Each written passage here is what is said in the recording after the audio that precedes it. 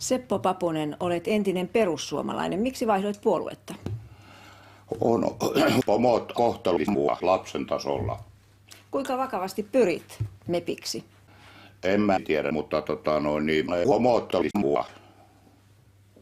Vakavasti. Totta ihmeessä.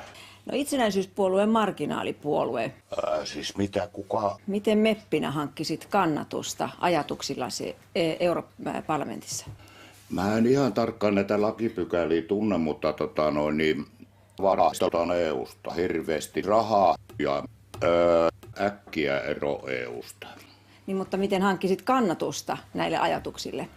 En osaa sanoa, kun en mä tiedä mitä se edes tarkoittaa. Mutta ei harmainta aavistustakaan. No entä mihin ryhmään haluaisit kuulua parlamentissa, Europarlamentissa?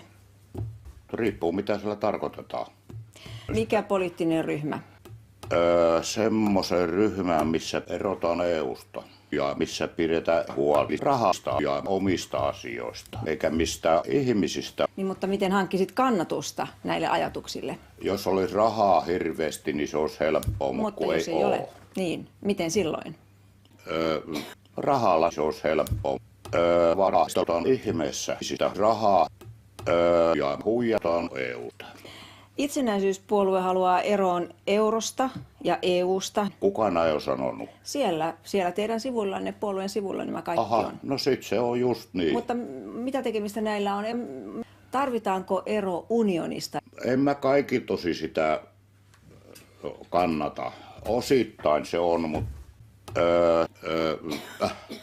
meidän pitäisi päästä äkkiä ero EUsta.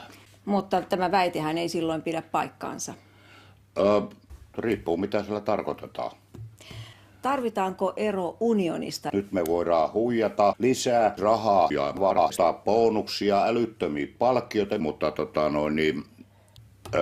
EU-sahan ei yksi tavallinen pikkuinen suomalainen voi varastaa pätkääkään mitään. Englanti, Ranska ja Saksa huijaa kaikki asiat. Meillä on mitään sanomista No siellä. mutta jos olisit meppinä siellä, niin tasolla Verotukset päättää. on älyttömiä touhuja, mille on mitään merkitystä. Jos olisit meppinä siellä, niin mitä tekisit? Ainoa konsti on, että sisältäpäin pystyy varastamaan, ei tältä karulta. Mutta mitä tekisit? Mitä ajaisit siellä? Vastuttaisi ankarasti varastamista EU-ssa, puhumattakaan viimeisin tempausta rock-konsertti. Mutta tämä väitehän ei silloin pidä paikkaansa. Kuka näin on sanonut? Te itse.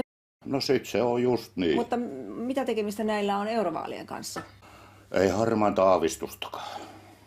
Mä en ihan tarkkaan näitä lakipykäliä tunne, mutta koulupohjaiset nämä lakitaidot helposti päivän tasalle saatavissa kun kertaa ja varastaa bonuksia ja äkkiä ero EUsta.